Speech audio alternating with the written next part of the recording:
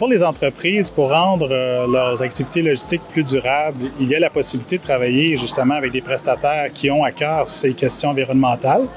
On parle notamment de certification logistique verte, des nouvelles tendances sur le marché. Donc ça, c'est une possibilité. L'autre possibilité, c'est d'examiner les processus logistiques de l'entreprise. Donc d'être capable de voir est-ce que je suis capable de consolider mes approvisionnements, mes distributions, qui est souvent un problème dans les entreprises. Il y a plusieurs livreurs, souvent d'une même entreprise, qui va livrer dans des laps de temps très courts. Et également sur les modes de transport utilisés. Par exemple, si c'est en ville, est-ce que je peux utiliser des options comme le vélo cargo, les camions électriques, des choses qui s'en viennent de plus en plus sur le marché.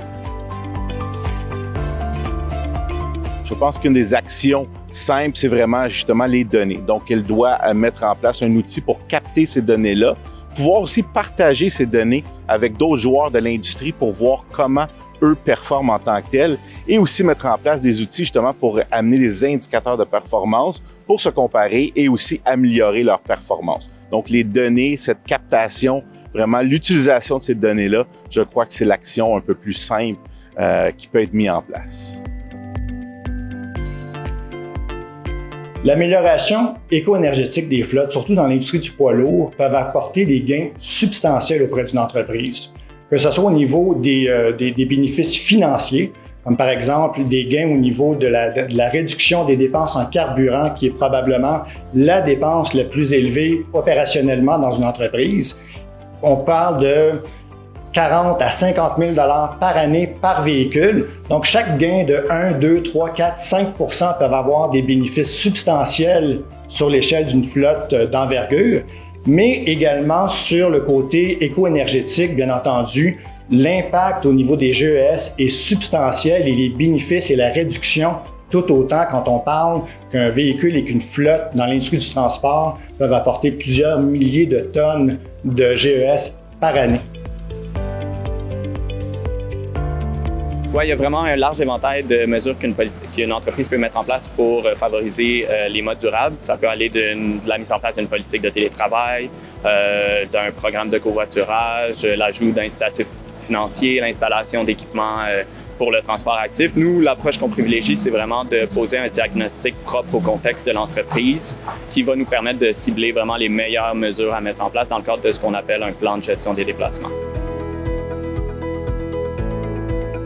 Comment utiliser le stationnement comme levier pour encourager le covoiturage des employés? Dans le fond, très souvent, les entreprises de covoiturage se sont lancées dans ce domaine-là avec l'idée en tête que le covoiturage viendrait être une solution pour tout ce qui est la distance, les GES à économiser.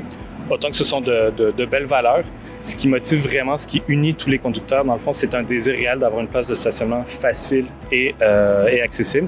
Et c'est exactement là-dedans que Netlift s'est lancé, dans le fond, de garantir une place de stationnement gratuite et facile aux covoitureurs.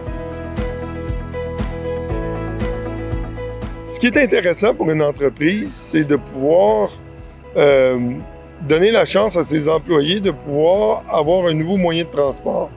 Un moyen de transport qui, en 30 minutes, tu peux faire 14 km avec un vélo électrique, par exemple. Et puis, de trouver une solution de transport autre que l'auto. Et puis, plus pratique également que le transport collectif. Souvent, pour certaines voies de transport, un individu peut économiser jusqu'à 40 minutes, être en pleine forme, puis apprécier sa journée. Pour intégrer l'énergie solaire aux flottes de véhicules d'entreprise, il faut déjà que l'entreprise ait une flotte de véhicules électriques à basse vitesse. C'est le genre de véhicules sur lesquels on travaille. Après ça, il faut qu'ils achètent des modules conçus et optimisés pour ce type de véhicule. Et ensuite qu'ils l'installent sur le toit de leur véhicule, qui est un processus relativement simple. Il suffit de tirer environ 4 clamps, de brancher à la batterie, et puis c'est tout. Et après ça, ils roulent environ 20 à 25 % plus longtemps, et ils sauvent des coûts, puis ils optimisent la gestion de leur flotte.